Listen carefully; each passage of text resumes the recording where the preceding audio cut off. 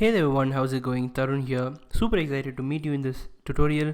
So here what we're gonna do is actually jump into the JavaScript part. So from here it's gonna be slow and steady and you're gonna understand each and everything of it, okay? And also again I'm telling you, if you didn't understand any of the HTML or CSS part, please feel free to reach out to me. I would help you with it. So with that being said, we are gonna continue with the JavaScript part. So for that, what you need to do is, first of all, we need to write a JavaScript file, okay? And before that, we will have to link that file to our HTML page. So the way you link scripts, or the script, whatever the JavaScript file is, you have to type script, okay, src equal to, and within this you're going to mention the source of the script file.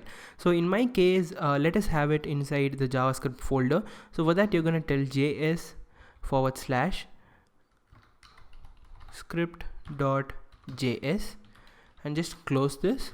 That is all, okay? By doing this, we have included the JavaScript inside our project. So we have not created it yet, so let's create a new folder, js, enter, and within this JS folder we're going to put in the script.js. Make sure you mention the path properly, okay? We have given js/script.js, which means it should be inside the JavaScript folder and with the name script.js. That's what we have done here. So we'll go inside the script.js and start having fun. So I've closed the sidebar, and the command for that is Control B, okay? B for ball, okay? So we have that. Now the first thing we want to do is we want to check if this script.js is linked. For that, we have to do console.log and let's type linked, and let's go to our website.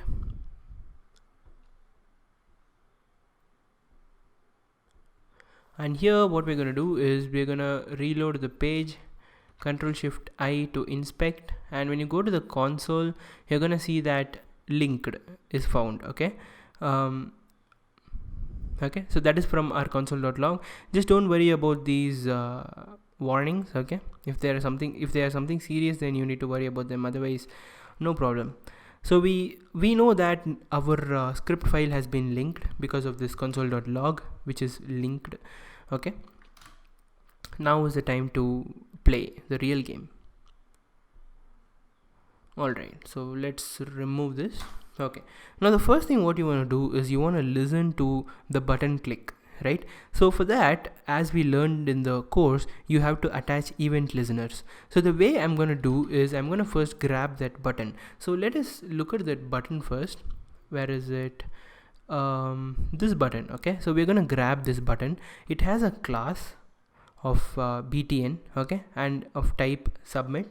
So we're going to first grab this button.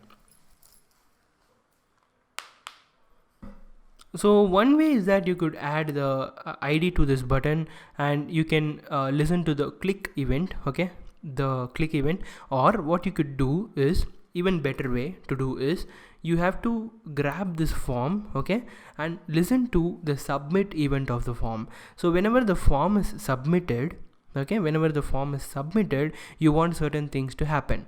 So let us follow that approach. Also, when you're building the project, depending on your situations, you could also use the same approach, like listening to the form being submitted. So we have this form with ID input form. So let's first grab this form. So document.get element by ID, and grabbing the form by name by ID input form, okay, and we're going to add an event listener. So add event listener, and the event is going to be a submit event, okay, that is on submit, when the form is submitted.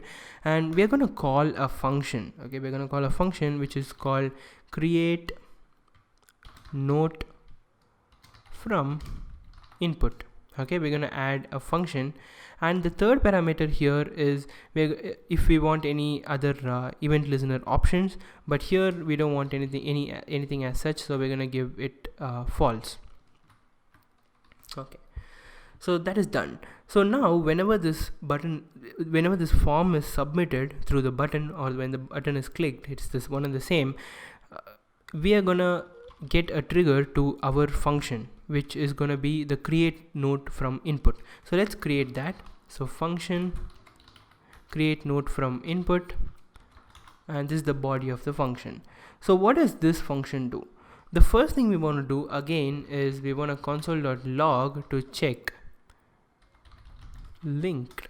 Save it, go to the website, open the console, Control Shift I, just delete these, and when I submit something, say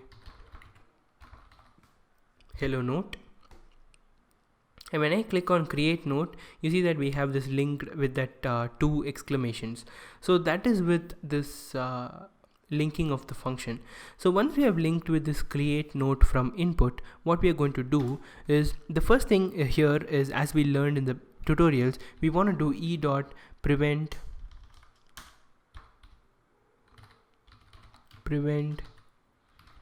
default. Okay, but there is one thing which we have missed here. We have not received the event parameter yet, so let's do that.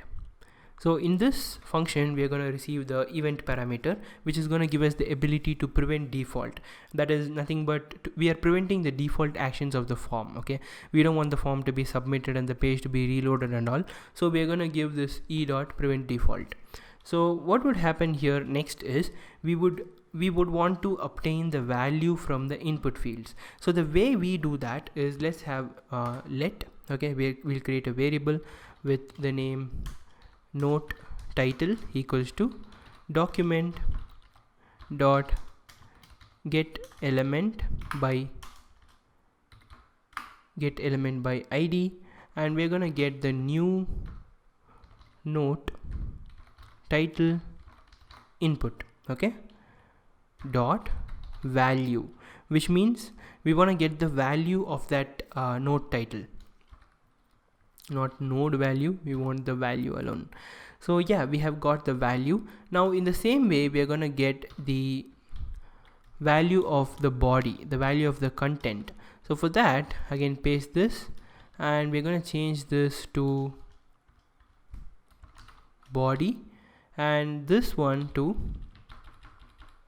note body. Okay, so now we have received the note title and note body. So when you are doing development, always when you are doing small changes or small analysis, just always it's a good practice to use console.log and try to check if the values are actually being received, because when you're building a big application and you face a error later, it is difficult to debug because of which component the error has occurred.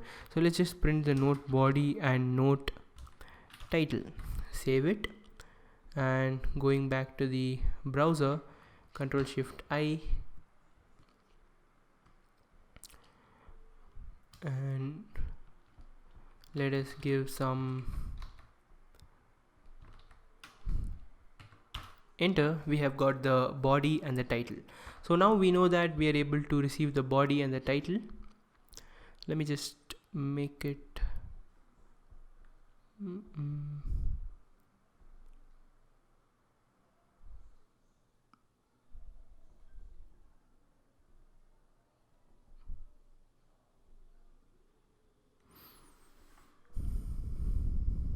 okay, good enough.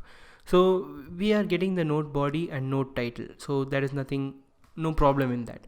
But here, if you see, there is a problem now. Even though we submitted and we console.logged the note thing, still this text is remaining. We don't want that, right? So let's make it null. Okay, let's delete that part. So to do that, what you would do, you'll just have to again get these elements, document.get element by id, and just copy this, paste it here, dot value